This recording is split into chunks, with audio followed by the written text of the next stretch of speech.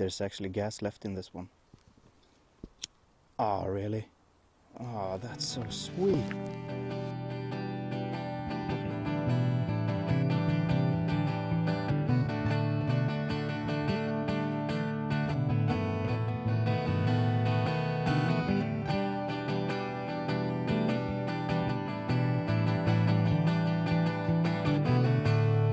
A couple of years back, I started a little experiment, which I then proceeded to forget about, so I haven't really checked it out yet, so I thought I'd share it as I check it out myself. Basically, this is what I wear as I paddle, and in this pocket I have this little thing. It's a rubber hose from a bicycle, which I cut into a tube, and then I added a small lighter in here. Completely, it's gas filled. I'm not sure if it's air in here or if it's the butane gas from the lighter. I have no idea. So this has been lying around for 2 years or so. The theory is I should be able to open this, cut a strip from it, then using the lighter, and I should actually be able to light a strip of this, which I could then use to light my kindling. So we'll try that.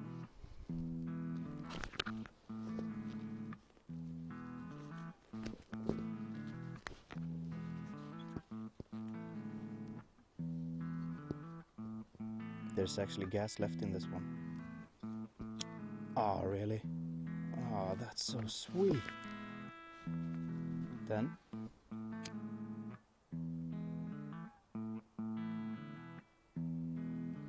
oh, that is so sweet. It's a nice, slow burning little flame. There we go. That would be the, well, bicycle, rubber tube, survival, fire making after getting wet kit. After 2 years. Yeah, awesome.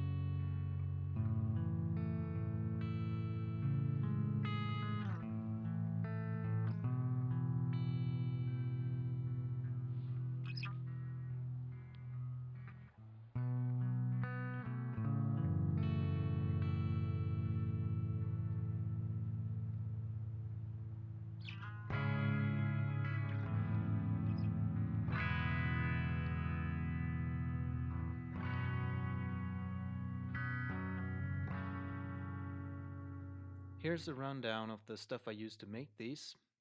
A piece of rubber hose, large enough to house the lighter. I recommend a bicycle tube. Some grinding paper, pretty coarse. I used 180 grain.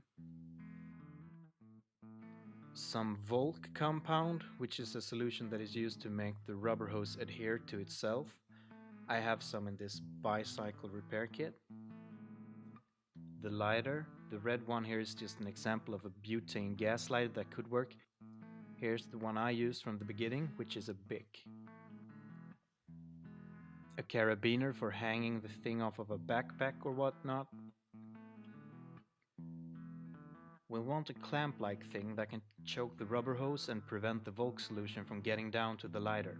This one is for plastic bags and works great, as you'll see. For cutting, I'll just use a regular knife. And lastly, here's a couple of clamps that'll help in closing the rubber hose up after the vulcanization. Okay, getting to the how-tos. Start off by measuring a suitable length of rubber hose. It should be longer than your lighter, long enough to make it easy for you to clamp down on it all. Then double that length, like I did here. The hose is gonna be folded. That way you'll have more material to burn when you actually use this thing. Now turn both ends of the hose inside out. We're gonna grind the inside. Later on, the rubber solution is gonna go there as well. Make sure you folded it far enough on both ends so that you'll get a good adhesion. Cut yourself a piece of grinding paper and start sanding. Try not to contaminate the surface with your hands, as that may prevent good adhesion.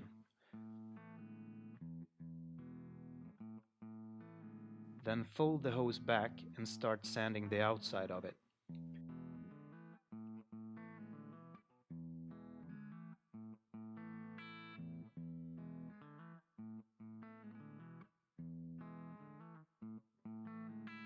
Add the lighter. Don't use your fingers to push it down like I did if you can help it.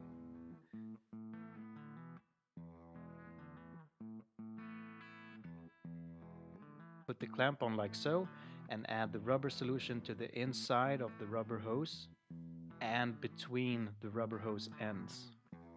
The clamp will prevent the rubber solution to run down to the lighter.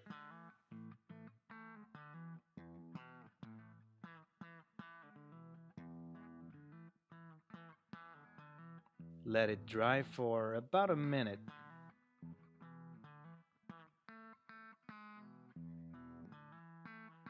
Then, using the big clamps, clamp it down nice and evenly between two flat surfaces. Then let it sit for a good while. I left this overnight.